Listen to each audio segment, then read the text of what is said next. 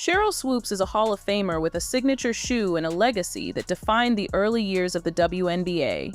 By 2025, however, her reputation underwent a significant shift. The transition from league icon to a vocal critic of the new generation occurred rapidly, drawing widespread attention. Her recent absence from the broadcast booth has been attributed by some to scheduling conflicts, but a review of her professional history suggests a recurring pattern of behavior that eventually compromised her standing in the industry. This is not the first instance where Swoopes' professional relationships have collapsed. In 2016, she was the head coach at Loyola University Chicago. Her tenure ended following a full-scale investigation after 10 of the 12 players on her roster sought to leave the program. Players described a culture of intimidation, alleging that Swoopes threatened scholarships and shared private information to belittle them. The university eventually terminated her contract, determining that her achievements as a player did not excuse her conduct as a leader. During the rise of Caitlin Clark, Swoopes utilized her platform as a broadcaster to circulate inaccurate information. She claimed on national podcasts that Clark broke the NCAA scoring record only because she was a fifth-year senior utilizing an extra year of eligibility. In reality, Clark broke the record in 4 years. Swoopes also stated that Clark was taking 40 shots per game to achieve her scoring totals. The actual figure was approximately 22 shots per game, a volume similar to Swoopes' own senior season. For a professional analyst, these were not merely opinions but verifiable factual errors directed at a rookie player. The situation eventually alienated her longtime supporters. Nancy Lieberman, who helped Swoopes secure her first Nike contract in the 1990s, attempted to contact her privately to correct the record. According to Lieberman, the outreach was met with hostility, effectively ending their decades-long friendship.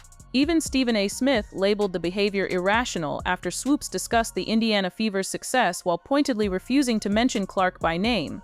The WNBA eventually determined that having a broadcaster who appeared antagonistic toward the league's primary draw was a liability. When the 2025 broadcast schedules were released, Swoopes had been removed from the rotation for Dallas Wings games and was absent from the lineup entirely. Conversely, Nancy Lieberman retained her position. The league's decision signaled that legendary status does not grant immunity from professional standards. Swoopes later attempted to pivot. After months of criticizing Clark and the Fever, she appeared on ESPN praising the team as championship contenders.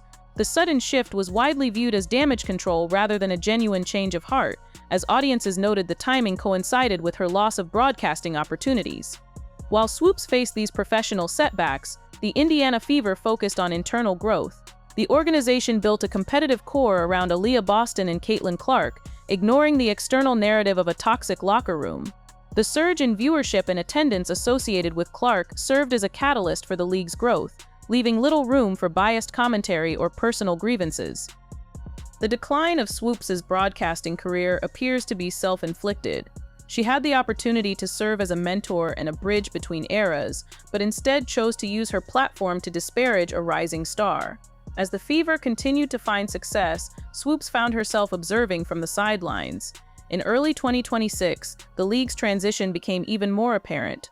While Swoopes was absent from WNBA programming, NBC announced that Caitlin Clark would join Basketball Night in America as a special contributor. Clark took a seat in the studio alongside NBA veterans like Carmelo Anthony and Vince Carter, effectively assuming a high-profile media role shortly after Swoopes was phased out. The shift was felt across the league. In April 2025, the Phoenix Mercury restructured their broadcast team, moving away from voices associated with the negative sentiment directed at the league's new stars.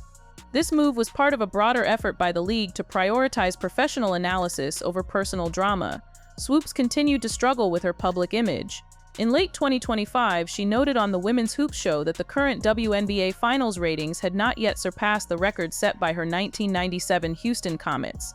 Critics were quick to point out that Swoopes played only 5 minutes and failed to score in that specific 1997 championship game.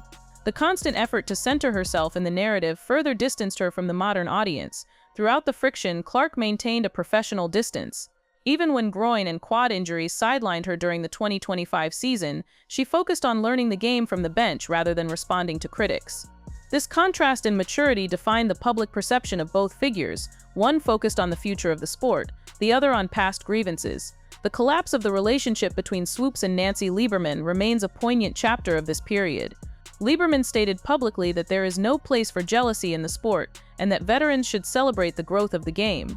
Though Swoopes denied the details of their fallout, Lieberman claimed to have documentation of the exchange. Swoopes is currently involved with the broadcast team for Athletes Unlimited for the 2026 season. It is a smaller platform removed from the primary WNBA stage. As the league signs multi-billion-dollar domestic media deals and arenas continue to sell out, the industry has moved forward. Sheryl Swoopes remains a pioneer of the game, but her legacy is now complicated by her inability to adapt to its evolution. The professional displacement of Sheryl Swoopes highlights a broader tension within the WNBA as it navigates a transition from a niche sports league to a global commercial powerhouse. For decades, the league operated in a survivalist mode, where the contributions of pioneers were protected with a degree of reverence. However, the 2025 season marked a shift toward a market-driven reality where brand alignment and analytical objectivity became non-negotiable requirements for those in the broadcast booth. By mid-2025, the Caitlin Clark effect had evolved from a trend into a permanent economic shift. Team valuations rose and chartered flights became the standard, yet Swoopes continued to use her media appearances to litigate the past. During an appearance on a prominent sports podcast in the summer of 2025, she doubled down on her assertion that the current level of play was not significantly more advanced than during her peak years with the Houston Comets. This narrative was increasingly difficult to sustain as data showed the 2025 season featured the highest pace of play and shooting efficiency in the league's history. When analysts are perceived to be fighting against the growth of their own industry, their utility to networks diminishes. The financial implications of this friction became evident during the WNBA's 2025 media rights negotiations. Sources close to the deal indicated that the league's new broadcast partners prioritized a forward-looking presentation. This meant elevating voices that could explain the intricacies of the modern game rather than those who viewed new talent through a lens of skepticism. Swoopes' omission from these high-stakes broadcasts was not merely a personal setback, but a reflection of a corporate strategy to protect the league's most valuable assets. In late 2025, the discourse shifted from Swoopes' comments to her absence. While she remained active on social media, her lack of a primary broadcasting role during the playoffs was notable. During this time, other veterans from the old guard began to distance themselves from her rhetoric. Lisa Leslie and Dawn Staley, both contemporaries of Swoopes, opted for a more supportive tone toward the rookie class, emphasizing that the influx of talent and capital was the ultimate goal of their generation's struggle. This left Swoopes increasingly isolated, a legend without a constituency. The internal dynamics at the Dallas Wings also played a role in her departure.